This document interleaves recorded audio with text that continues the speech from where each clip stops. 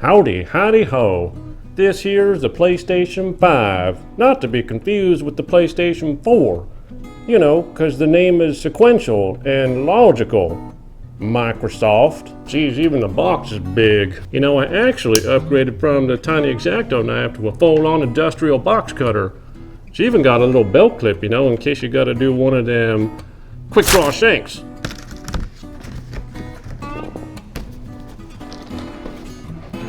Is this a box inside another box? Oh my god, it is. Boxes inside of boxes. Better put this away before I stab myself.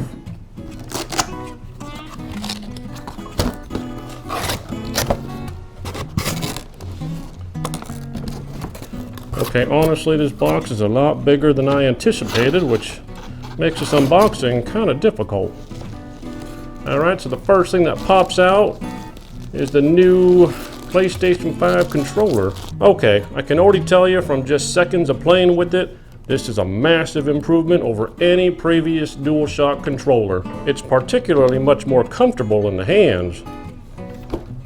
Power cord, cause you know, gotta plug it in. Couple of manuals in case you don't know where the power button is.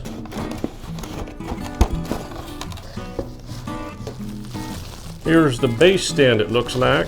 Yep, this is the base stand, which looks like it adds about an inch of height, which could be bad depending on your spacing. HDMI cord, of course. Are you not getting a video signal? Did you make sure you plugged in the HDMI cable? Alright, it looks like I got to the meat and potatoes here. Yep, here it is. Okay, this is looking a lot bigger than I thought it would be. Oh my god, it is massive. This is huge. You know, you read about it and you look up the measurements, but it isn't until you see it right in front of your eyes that you realize this is one huge console.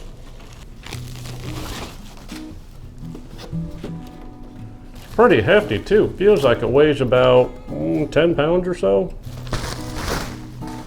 Okay, so I stared and rotated it for about 10 seconds here, and it's a little better designed than the looks would tell you. Thing is though, this really is massive. I mean, I'm not kidding you. This is a lot bigger than I thought it would be. And I'm not a small person. So according to the ladies, this is the size of your junk.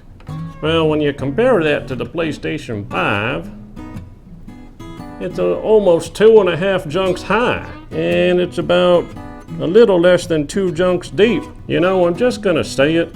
If you didn't have small pee-pee syndrome before, you will now. Okay, I'm gonna be blunt. I have zero plans on putting this down sideways. I have got to find a way to fit this vertically because, well, that's the way it was designed, right? So that's the way you'd want to use it. I'm sure they tested it sideways to make sure it was okay, but based on the looks and design, you're gonna want to put it vertically. I mean, just looking at it sideways, it looks real funky. You know, as a closing statement, this is pretty opposite of what I'd expect from the Japanese. I'd expect them to make it small, compact, neat. Instead, it's big and flamboyant.